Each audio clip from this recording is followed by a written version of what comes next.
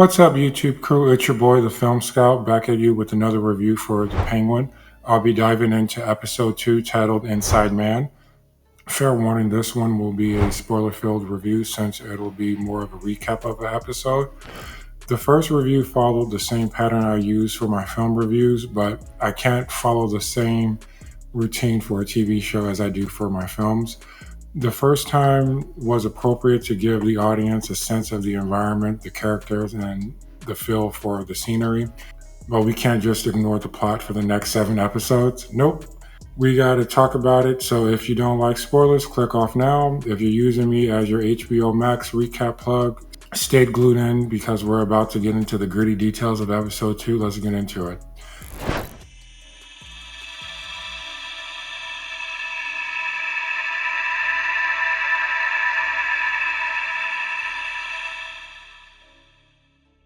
The show opens with a flashback featuring Sofia Falcone during her time in Arkham.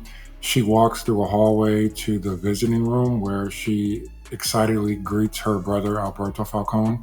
As they touch hands through the glass, she notices his pinky is cut off. He promises her that he'll get her out of Arkham someday. Suddenly, he gets shot in the back of the head, and her screams echo as the scene transitions to the present where Sophia is in a therapy session. It appears she has been placed under hypnosis by her therapist, Dr. Julian Rush, to confront her grievances regarding her brother. Despite his reassurance that she's safe now, Sophia leaves the session still feeling threatened. The next scene shifts to Oz, who is waiting in his car for a shipment of drugs. We see Salvatore Maroni with his family and a reminder that in the last episode, Oz set up Alberto's body to appear as though Salvatore's goons killed him. Now Salvatore confronts Oz about moving forward. Oz informs him that the new Don of Falcone's family is Luca Falcone, Alberto's brother, and he believes he can manipulate him from the inside. Salvatore's wife, Nadia, expresses doubts about Oz, but Nadia assures Sal that he can be controlled. Salvatore agrees to take credit for Al's death, but emphasizes that Oz must deliver the drops, the main drug the Falcones sell on the street. Oz reassures him that he will. One of Sal's capos, Irvad, is appointed to oversee the drug deal, which Oz plans to execute using FEMA trucks disguised as emergency water barrels. The plan involves the Falcone goons shooting at the vehicle to grab the drugs. However, Johnny Beatty, the underboss of the Falcone family, insisted that Oz must be in the truck with the product, which complicates Oz's getaway plan. As the Maroni crew attacks the truck, it crashes, and during the chaos, Oz shoots the driver and makes his escape, shooting at the remaining Maroon goons. Back at the Falcone mansion, Luca berates Oz for losing the drugs, while Sophia confronts him about the lack of concern for her brother's death and his failure to pursue the Maronis. The tension escalates as they argue back and forth, revealing the family's fractured dynamics.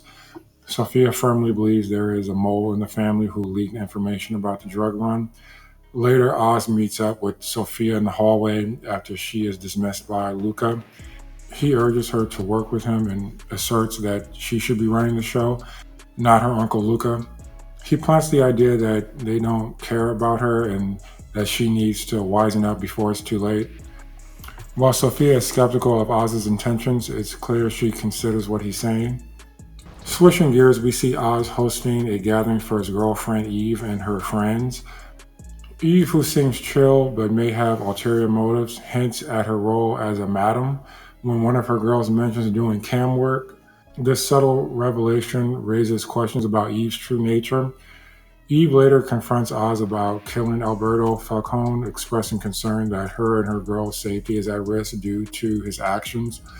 Oz reassures her that there's no need to fear, explaining that his plan is to set up Johnny Beatty as a mole based on the files he has on him. In a tense scene, Sophia wakes up in a cold sweat and heads to the bathroom where she notices scratches on her neck, signs that her nightmares are becoming physical manifestations of her trauma. Oz visits his mother's house where the landlord informs him that his mother has been wandering the streets, suggesting she needs full-time care due to her apparent dementia. Angered by the implication, Oz dismisses the landlord. At Al's funeral, a crowd of people angrily hold signs protesting Sofia's release from Arkham. Oz checks in on Sofia in the hallway, sharing a personal story how his mother coped with the death of his brothers. He reveals that his mother passed away a few years back, though it's evident from earlier scenes that she's very much so alive. This makes viewers question the truth of his story, I believe. In a parallel scene, Sal's capo Arvad is pulled from the hospital after being shot during the drug shootout, and he may have answers about the mole in the family. Meanwhile, Oz is confronted by Nadia Maroni, who warns him that if Arvad starts talking, he'll reveal Oz's name as the mole. Tensions escalate further when it's revealed through Oz for Nadia that Johnny has been sleeping with Luca's woman for years and has the pictures to prove it, and his plans is to set up Johnny as the mole. In a crucial moment, Vic drives Oz to the mansion where the family has gathered to mourn Alberto's death. Oz tells Vic that he plans to plant the jewels he gave him in Johnny's vehicle while he tries to retrieve Arvad. Oz tips off Milos and Johnny that Sofia has one of her men, Castillo, guarding someone in the cellars, of course, that person being Arvad. This intel prompts Milo and Johnny to investigate the basement area.